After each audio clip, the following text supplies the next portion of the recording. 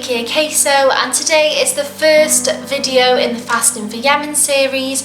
I just wanted to do this quick video to tell you more about what I'm doing and why. This series will include fasting updates over the next few weeks, as well as key facts and statistics about the Yemen crisis, as well as links provided in the description if you want to do any wider reading. If you are interested in this crisis, then please do subscribe and turn your notifications on so that you don't miss any videos, and let's get into it.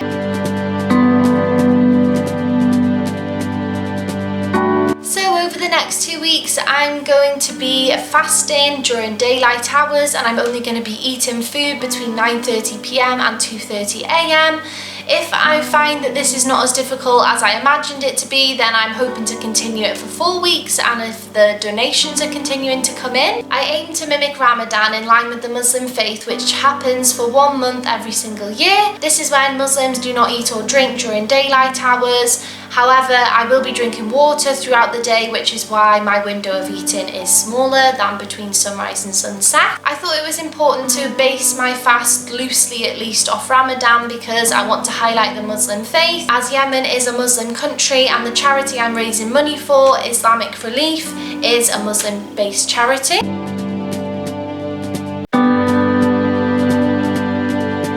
Islamic Relief are a global charity, but they also have many branches based in the UK. They've been working with Yemen for over 20 years, and currently, as well as other forms of aid, they are providing £2 million worth of food every single month to Yemen, and are working tirelessly to do the very best they can, which is why I decided to raise money for them.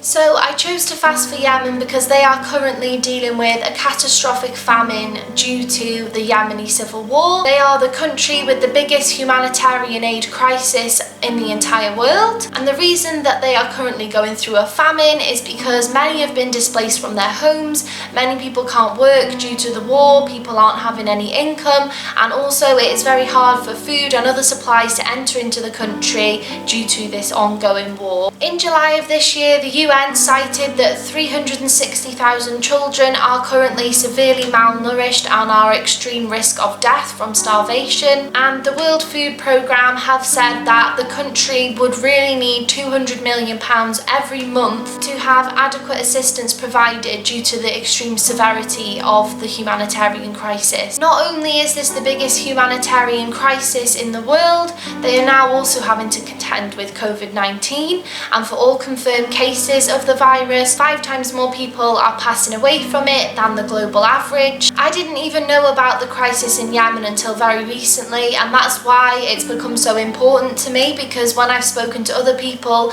they've admitted a lot of the time that they didn't know about it either. And obviously, as it is the biggest humanitarian crisis in the world, which has been going on for 5 years, I think it's very important that we draw more attention and awareness to it. So that is why I have chose to fast for Yemen. So why have I decided to fast of anything that I could possibly do to raise money? Well, that's because I thought that it is simple, it is giving focus to a basic human need that a lot of us in this country do take for granted. I also wanted to try and experience on a very small scale feelings of hunger, to try and understand better what these people are going through. And if I'm being honest, I did feel guilty last night before I started this fast, because I knew that the fast was going to happen, so I ate more food last night before I went to bed than I usually would. And also I know that between 9:30 p.m. and 2:30 a.m, even though it's a small window of eating, I can eat whatever I want, and I know when that window is going to be. Half of the population of Yemen do not know when their next meal is going to be, and this includes everyone. This is mothers, fathers, pregnant mothers, babies, children, teenagers, adults and elderly. So whereas I know that later tonight I can eat food, half of the population, which is 14 million people, do not know when their next meal is going to be. They're not able to prepare to stop eating, they're not able to eat a lot of food and then not eat for a long time.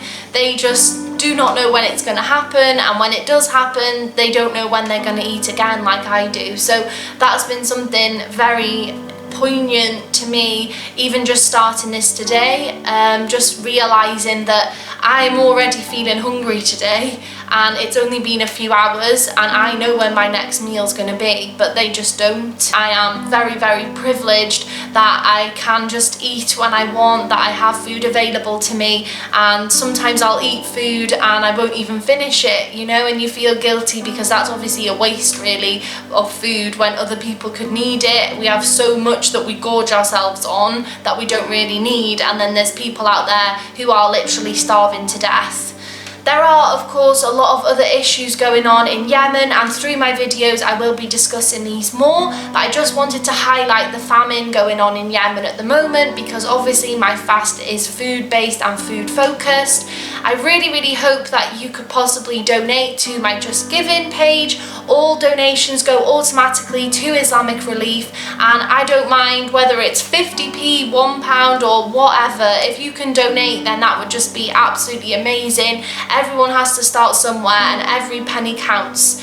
If you can't donate but you still want to gain awareness from these videos, then I would still encourage you to watch them, and thank you so much if you do watch them. I really, really appreciate it. The next video on this fasting series will be on Monday, where I will be talking about how I've got on today, tomorrow and Sunday, and yeah, I will see you then. Thank you so much for watching this video and I'll see you soon.